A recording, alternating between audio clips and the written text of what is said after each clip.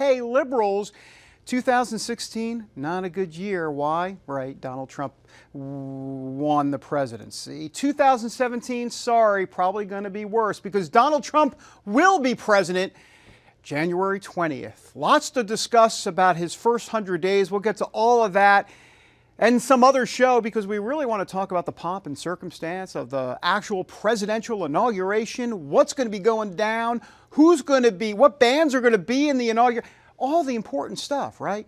Actually, we had a chance to talk with someone on that presidential inauguration committee right here in D.C. Have a look. And joining us now, Alex Stroman here, a Deputy Communications Director for the Presidential Inauguration Committee. Did I get that right? That's right. That's right. That's pretty impressive by me, if I do say so myself. Great job. Great job. Good to see you, sir. Good to see you. Thanks for having me. Tell me a little bit about what we're going to see in these, I guess 3 key days, right? Thursday, Friday, Saturday? Or take me through some of this. That's right. Well, starting with especially the public events. We'll start off on Thursday morning and then end sometime mid-Saturday afternoon. And I think one of the key takeaways that we have as an organization is the charge from the President-elect.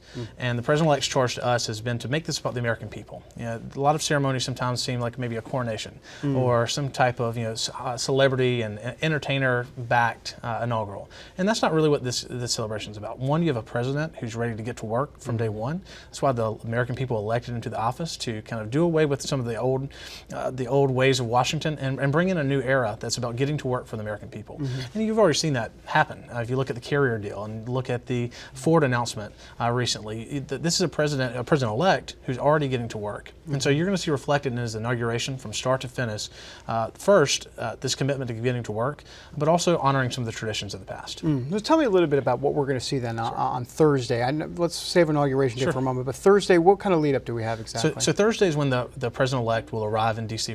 Washington D.C. for the first time, and he'll start off his day, his public day, with a wreath laying at Arlington Cemetery. He and the vice president-elect will go pay their respects there, and I think that's a really key moment for this incoming president to show that his first commitment on his first time in Washington as president-elect and leading up to the inaugural ceremony is to show that to thank the service of those who have come before us, who have honored our freedoms.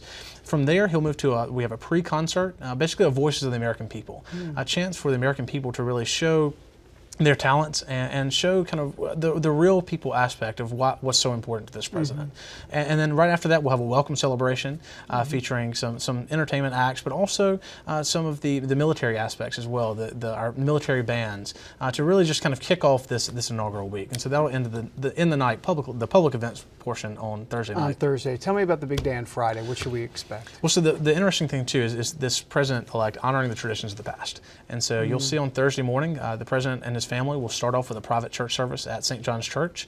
It's tradition know that at least dates back to FDR. But every president since Madison has actually worshiped there at the church. And so he'll start his morning off there. And again, it kind of shows his commitment to the faith aspect and how the importance that it's going to play in his church service, in his inaugural ceremony. And then from there, when invited by the president, he'll go to the White House, have coffee with the first family. And from there, he and the President Obama will proceed to the Capitol where he'll be sworn in. He'll have the swearing in at noon there on the west front of the Capitol. He'll see off, at that point, former President Obama and Mrs. Obama as they depart Washington. And then he'll go in and have a couple more traditional, they'll have a luncheon there that's put on by the Senate and the House, honoring the new president, President Trump. From there, he'll start the inaugural parade. And the inaugural parade is something that again, is honoring the tradition of the past, but it's something that you're going to see shortened. President Eisenhower famously had a parade, I believe, that lasted almost 5 hours long. This parade is going to be shorter than previous years. It's going to be about an hour and a half. Because, again, this is showing the president-elect's commitment to getting to work and having time to go into the White House and really get to work, with executive orders, signing pieces of legislation on his desk, and just following through on that commitment to change Washington. Interesting. Let me ask you, and then finally on Saturday, very important, especially for our faith audience here, about what will happen on Saturday, the National Cathedral. Talk to us. Right, so we have a prayer service, tradition that's occurred in previous inaugurals, and you'll see multi-faiths represented, but really a commitment to this idea of having a higher power and relying on that as President of the United States and seeking that counsel. And so whether it's with the first prayer service, starting his day off, the inauguration with the prayer, with his private prayer service, or the Saturday morning prayer service as well, is showing that this president can be someone who relies on the faith community. You know, he did throughout his election, and he will as president as well. And one other interesting thing I'd like to note is the ceremony itself. This, for the first time, I guess we'll have more participation from faith leaders in this prayer service, in the inaugural ceremony itself than ever before.